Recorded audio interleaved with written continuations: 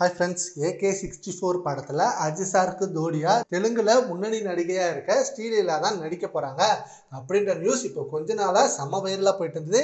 இப்போ நியூஸ் பேப்பரில் கூட அதை நியூஸாக போட ஆரம்பிச்சிட்டாங்க. மேபி அதிக சான்சஸ் இருக்கு ஆதிக் ரவிச்சந்திரன் அவங்க கிட்ட பேச்சுவார்த்தை நடத்திட்டு இருக்காங்க. அண்ட் அது மட்டும் இல்லாமல் இந்த படத்தில் ஒரு முக்கியமான ரோலில் லப்பர் பந்தில் நடித்த சுவாசிகா நடிக்கிறதாகவும் இருக்கு. அண்ட் இவங்க ரெண்டு பேர் நேம் தான் இப்போ சோசியல் மீடியாவில் செம்ம டாக்காக போயிட்டு இருக்கு. அண்ட் ஸ்ரீலீலா இப்போ தமிழில் பராசக்தி படத்துல சிவகார்த்திகேயன் கூட நடிக்கிறாங்க. அந்த படத்துல சிவகார்த்திகேயன் ஜோடியா நடிக்கல, அதர்வாவுக்கு தான் ஜோடியா நடிக்கிறாங்க. சுதா கொங்கரா டைரக்ஷன்ல அந்த படமும் செம்மையா உருவாகிட்டு இருக்கு.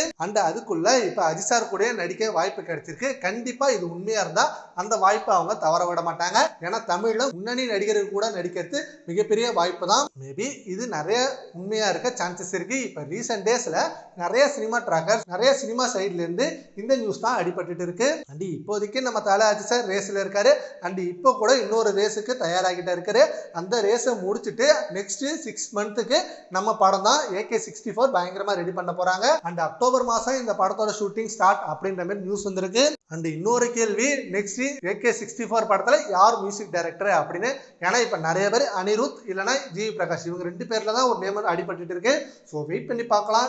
இது எல்லாத்துக்கும் முற்றுப்புள்ளி வைக்கணும்னா அபிஷியல் சைட்ல இருந்து அபிஷியல் அனௌன்ஸ்மெண்ட் தான். ஓகே ஃப்ரெண்ட்ஸ், நம்ம AK64 படத்துல ஸ்ரீலீலா நடிக்க போறதா நியூஸ் வந்திருக்கு. அதை பத்தி உங்க ஒப்பீனியனை நம்ம கமெண்ட் பாக்ஸ்ல கமெண்ட் பண்ணுங்க. Thank you friends.